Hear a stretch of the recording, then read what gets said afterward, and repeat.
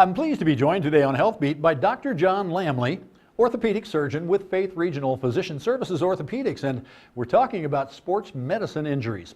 So what are some of the more common injuries you see in athletes, and what are some of the tips to prevent sports medicine injuries?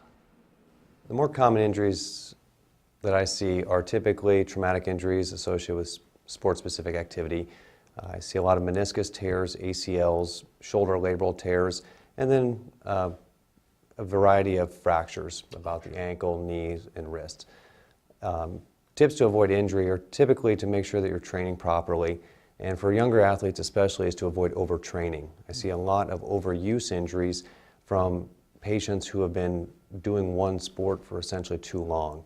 In our world, Dr. James Andrews is kind of the premier voice for sports medicine at the Andrews Institute in Alabama, and he really talks about the fact that athletes need time to rest between seasons. Playing one sport for too long has really led to a lot of overuse injuries, especially in your overhead athletes such as volleyball players, baseball players, and softball players, where you're seeing a lot of injuries associated with too many pitches per week or pitching for too many months out of the year and not having adequate rest to go into another sport. My biggest tip for families and athletes would be to make sure they participate in multiple sports and to make sure that they do not just focus on one position too young.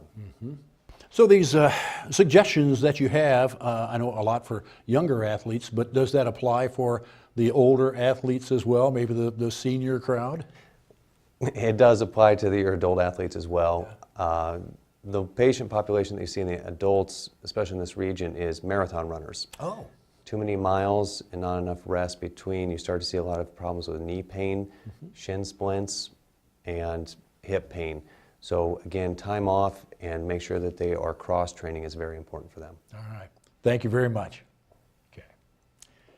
So to learn more about clinic locations, specialties, and providers, visit frpsclinics.org.